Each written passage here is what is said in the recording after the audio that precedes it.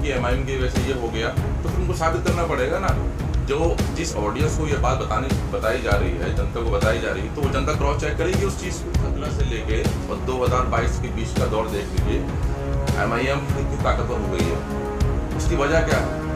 हमारा तो कोई विधायक भी नहीं है अभी उत्तर प्रदेश में, हमारा कोई विधायक नहीं है। तो हमें तो सवाल उन लोगों से करना है जिनको हमारे बुजुर्गों ने वोट किया, उस पार्टी को खड़ा किया, और उस पार्टी ने सिवाय गाड़ी छुड़वाने के अलावा मोटरसाइकिल छुड़वाने की सहूलियत जरूर दी है उसने, कि किसी की गाड़ी पकड़ी गई तो फोन कर दिया, उसकी गाड़ी छुड़ गई। बाकी हमें उधर कुछ नहीं दिया। बाकी 400 दंगे हुए अखिलेश सरकार में, 400 दंगे। कुछ दुख है इसमें, जिसमें दंगों में पिटे भी मुसलमान, जले भी मुसलमान, और मुकदमे मुसलमानों पे लगे। अब हम ये बात कह दें तो बोले आप जो है वो सांप्रदायिकता फैला। अरे भाई सच नहीं बोले हम। उत्तर प्रदेश में विधानसभा चुनाव धीरे धीरे करीब आ रहे हैं, राजनीतिक सरगर्मियां भी तेज हो रही हैं। असदुद्दीन ओवैसी जो कि उत्तर प्रदेश में विधानसभा चुनाव लड़ेंगे, 100 सीटों पर चुनाव लड़ने का उन्होंने ऐलान किया है। इस ऐलान के बाद विपक्षी जो दल हैं वो आरोप प्रत्यारोप का दौर उनका शुरू हो गया है। ऐसा माना जाता है, बहुत सारे आरोप लगते हैं कि असदुद्दीन ओवैसी जो है वो भारतीय जनता पार्टी की बी टीम है, या फिर मुसलमानों का वोट काटने के लिए यहाँ पर आते हैं जिससे भारतीय जनता पार्टी को फायदा हो। कई सारे सवाल हैं। मुरादाबाद में इस वक्त मैं मौजूद हूँ और मुरादाबाद के महानगर अध्यक्ष मेरे साथ हैं वकील रशीद साहब। इनसे मैं बात करूंगा, इन सारे सवालों पर चर्चा करूंगा। सबसे पहले तो स्वागत है सर आपका। किस तरह से देखते हैं असदुद्दीन ओवैसी यहाँ पर पहली बार यूपी में चुनाव लड़ेंगे, क्या लगता है क्या कुछ होने वाला? पहली बार नहीं, 2017 में भी हम यहाँ शुरुआत कर चुके हैं, और इन 5 सालों में जो नाइंसाफियाँ हुई हैं उससे यहाँ की आवाम में एक मैसेज गया है कि वो बदलाव चाहती है, जो वो जनता देख रही है। इसी बदलाव की वो लहर है, इसी बदलाव में वो असद साहब को, AIMIM को पसंद कर रही है, और वो बदलाव लाई है।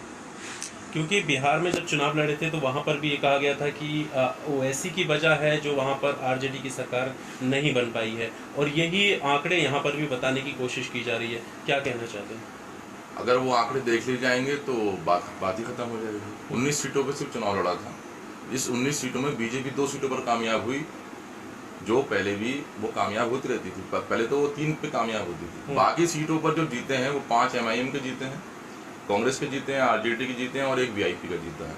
तो ये प्रोपेगेंडा अब नहीं चलेगा। ये 2020 चल रहा है, ये सन 2000 नहीं है कि जहाँ पे इंटरनेट नहीं है, मीडिया नहीं है, सोशल मीडिया नहीं है, आप जो चाहे अफवाह उड़ा देंगे और बात हो जाएगी। अब ये वो दौर नहीं है। यहाँ पे तो आप जब भी कोई बात कहेंगे तो पूरी जिम्मेदारी के साथ कहनी पड़ेगी, नहीं कहेंगे तो आप झूठे साबित होंगे।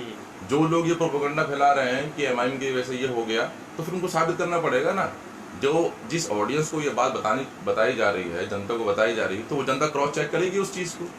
जब वो क्रॉस चेक करती है वो चीज़ झूठ निकलती है।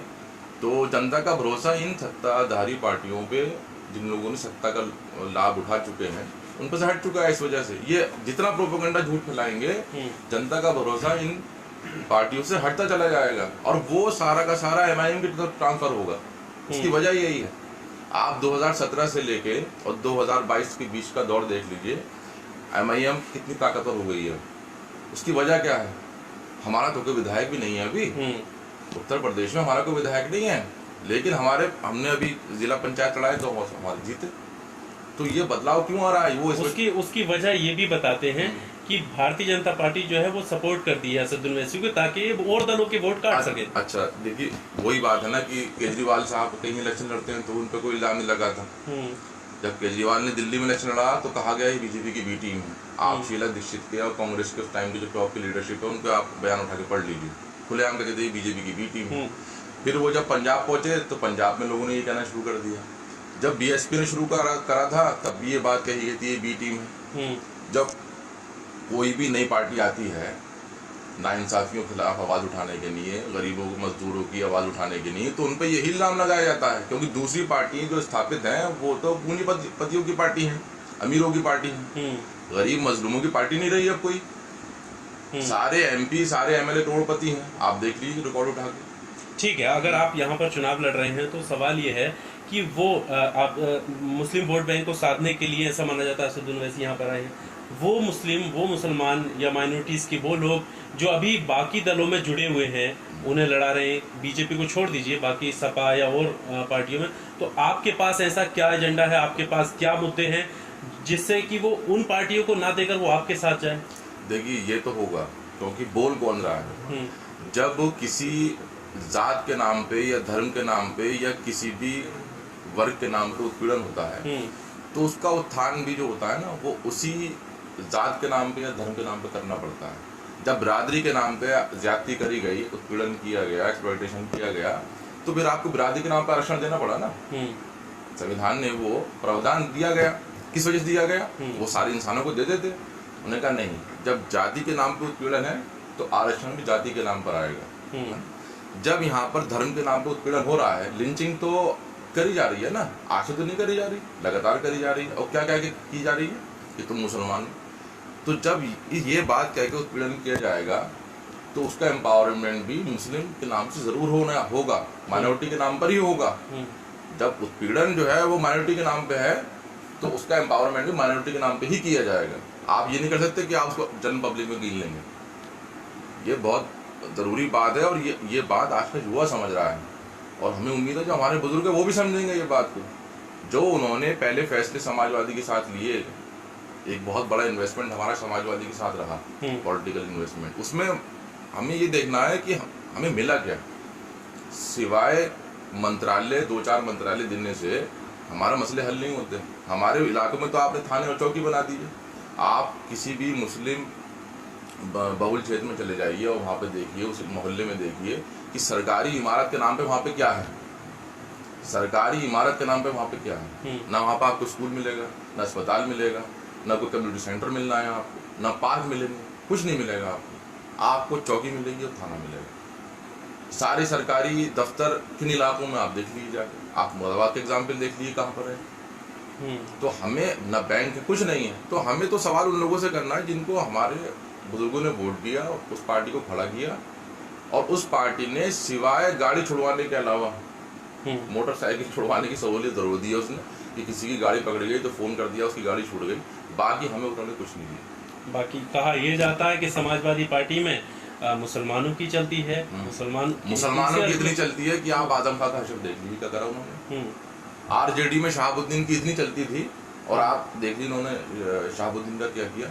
इतनी चलती है। जब तक आप उस पार्टी को ढोके उसको कामयाब बना देते हैं तब तक चलती है। जब वो कामयाब हो जाती है तो वो टिश्यू पेपर की तरह उसने आपको इस्तेमाल किया और फिर फेंक दिया। यही सारी पार्टियां करती आई हैं, इसके अलावा उन्होंने कुछ नहीं किया। अब ये बात कड़वी है, ये बात कह दो तो कह देते हैं कि आप जो है क्या बात कह दी आपने। भाई आजम खां को जेल में हमने थोड़ी डाला है। अब कांग्रेस जो है वो आजम खां पे नहीं बोल रही है कि साहब करना चाहिए और ये करना चाहिए। कांग्रेस 2019 में खुद राज्यपाल से मिली थी जाके कि आजम खां के खिलाफ कार्रवाई करो, उन्हें जेल भेजो। एबीपी आपके चैनलों ने दिखाया सारा। तो इनका दोहरा रवैया सब खुल चुका है। इनके पास दोगलेपन के सिवा कुछ नहीं है। पब्लिक ये सब चीज़ समझ रही है और ख़ास तौर से आजकल का जो युवा है वो सब समझ रहा है। वो इंटरनेट से, सोशल मीडिया से बहुत एम्पावर्ड है। आप उसको बेवकूफ़ नहीं बना सकते। अब वो अपनी कैलकुलेशन, अपने एनालिसिस जो है खुद करेगा। अब डेमोक्रेसी है, हर आदमी सोचेगा। आप ये बात कहेंगे कि भाई तुम बीजेपी की बी टीम में बात खत्म हो जाएगी। आपने अपने मुलायम सिंह यादव ने वादा किया, अखिलेश यादव ने वादा किया कि हम 18% आरक्षण देंगे। खुलेआम किया था। कोई कमरे में बैठ के किसी कान में कही थी बात? ये खुलेआम कही थी बात? ये उन्होंने दे दिया? नहीं दिया ना। आपके पास पावर थी, आपने क्या दिया? आपने हमें 2013 के दंगे दिए। 400 दंगे हुए अखिलेश सरकार में। 400 दंगे, कोई तुक है इसमें? जिसमें दंगों में पिटे भी मुसलमान, जले भी मुसलमान और मुकदमे भी मुसलमानों पे लगे। हम ये बात कह दें तो बोले आप जो है वो सांप्रदायिकता फैला। अरे भाई सच नहीं बोले हम। आपने वहां पे जुल्म किया तो किस बुनियाद पे किया? इसी बुनियाद पे किया कि वो मुसलमान था या कोई दलित था। सहारनपुर में आपने दलितों को मारा, किस बुनियाद पे मारा?